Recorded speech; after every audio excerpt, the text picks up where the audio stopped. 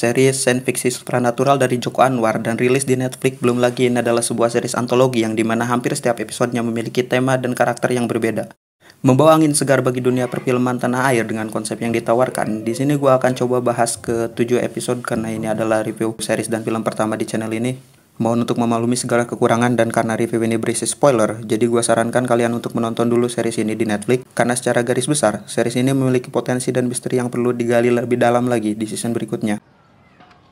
Episode pertama dibuka dengan Panji, tokoh yang diperankan Aryo Bayu, seorang supir taksi yang membawa suster panti jompo, di mana ternyata Panji berpikiran untuk menitipkan sang ibu di panti jompo tersebut. Namun setelah bertukar pikiran, suster menyarankan untuk tidak melakukan hal itu. Adegan pembuka ini langsung memberikan kita gambaran tentang misteri dan intrik yang ada di episode ini. Hanya dengan cara mereka berdua mengobrol singkat, sebuah hal yang harus diapresiasi karena ini semua terjadi dalam waktu kurang dari 2 menit. Sayangnya adegan membawa mobil di awal mungkin akan menurunkan minat beberapa penonton, apalagi bagi orang-orang yang hanya berfokus pada efeknya saja. Beberapa efek komputer di series ini memang agak kaku, tapi bukan hal yang mengganggu karena setidaknya sudah bisa membantu penceritaan dengan kualitas yang ada. Jika kalian mengharapkan visual efek yang wah, turunkan ekspektasi kalian karena memang bukan itu kekuatan series ini. Di episode pertama kita akan langsung dihadirkan 2 monster berasal dari tempat bernama Agrata. Mereka dapat mentransfer energi kehidupan dari anak, yang dimana nantinya orang tua tersebut akan kembali jadi muda. Namun ini hanya bisa dilakukan pada orang tua dan anak yang memang sedara. Di samping dari mana asal mula monster tersebut, episode ini menceritakan semuanya dengan jelas. Dari larangan sang suster untuk menitipkan orang tua di panti tersebut, seorang pria diberikan izin menjenguk ibunya pada malam hari, hingga korek api Panji. Penceritaan yang lumayan masih agak mudah dicerna, jadi awal yang bagus untuk perkenalan keadaan dan dunia di series ini. Episode 2 bercerita tentang suami istri pemulung mengadopsi seorang anak iblis katanya, di mana siapa saja orang tua yang mengadopsi anak ini akan kaya raya dan meninggal setelah 7 hari. Suami istri ini percaya mereka yang meninggal karena dibunuh anak iblis tersebut. Jujur bagi gue ini adalah salah satu episode terbaiknya. Nirina Zubir jadi sosok ibu yang telah kehilangan anak dan sekarang diberi kesempatan kedua untuk mengadopsi anak, meskipun itu adalah anak iblis.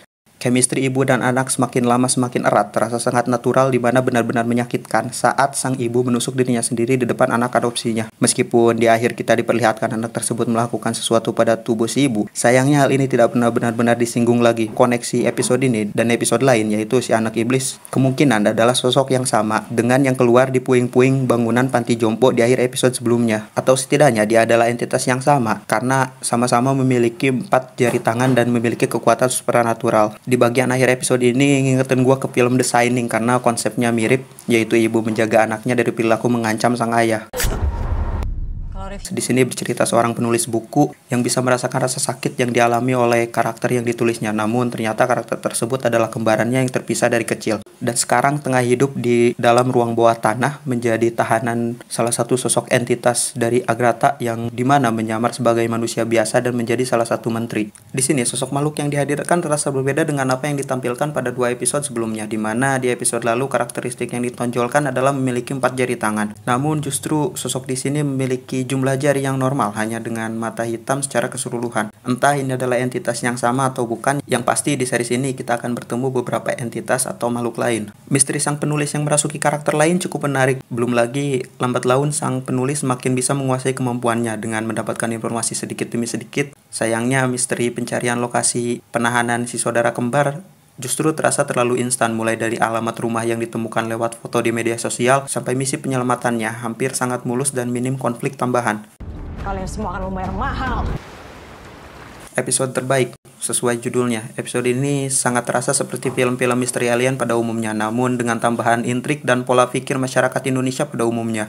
Sosok Wahyu yang diperankan oleh Lukman Sardi adalah seorang pencari kerang berusaha mengumpulkan uang demi menemui sang ibu yang pergi ke luar negeri saat dia masih kecil dan tak pernah kembali. Hidupnya berubah 180 derajat setelah pertemuannya dengan malaikat. Cobaan silih berganti mulai dari sang istri yang membawa pergi uang tabungan Wahyu bersama selingkuhannya, dan dilema masyarakat sekitar tengah dalam masalah penggusuran lahan yang memang membutuhkan sosok penyelamat. Kisahnya sendiri seperti pencampuran cerita-cerita nabi dan film alien, menghadirkan tontonan yang sangat unik dan memorable. Belum lagi akting dari setiap karakternya yang menjiwai. Ini adalah cita rasa paling otentik dari karya bertema pertemuan dengan alien yang memang hanya bisa didapatkan di series ini.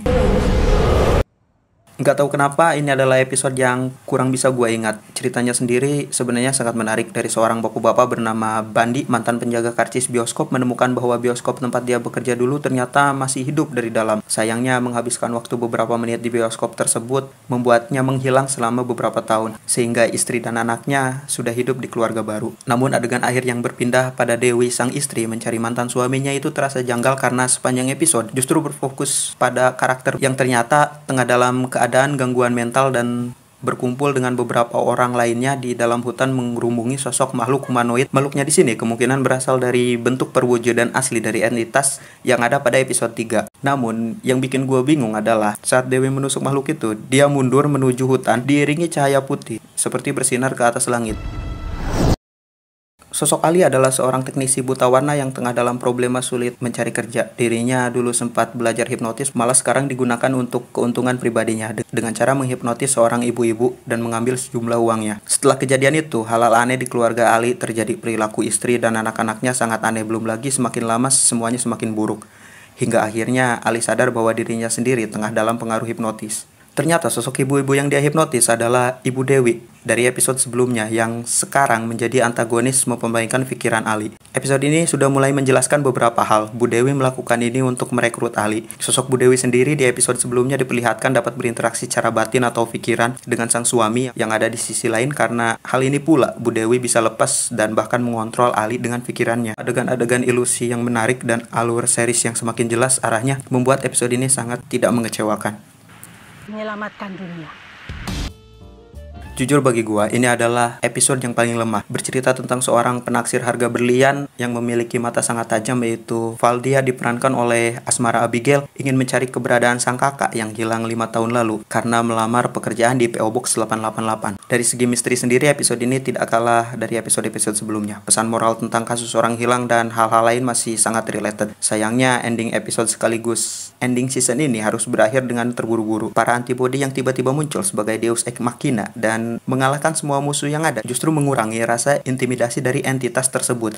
Jika makhluk-makhluk ini bisa dikalahkan dengan sebegitu mudahnya, rasa ancaman mereka justru jauh berkurang. Kenapa tidak berhadapan satu persatu dulu dengan musuh yang ada? Setidaknya membuat perlawanan para antibody sebagai penyelamat memanglah sulit. Dengan begitu, kita sebagai penonton akan lebih mengapresiasi perjuangan setiap anggotanya. Memang Joko Anwar sendiri sepertinya memiliki rencana jauh tentang bagaimana lore di balik tempat bernama Agrata ini. Karena masih banyak hal yang belum terjawab, seperti apa bedanya entitas humanoid yang menyamar dan makhluk berjari tangan 4 yang menempel di tembok, dan entitas apa yang memberikan pengetahuan pada sosok Wahyu. Sekali lagi, Joko Anwar berhasil menawarkan tontonan yang sangat menarik. Di samping ending yang terlalu memaksa untuk megah, semua cerita yang terasa unik. Belum lagi ini adalah jenis series yang sangat jarang dibuat bahkan dikonsumsi oleh masyarakat Indonesia.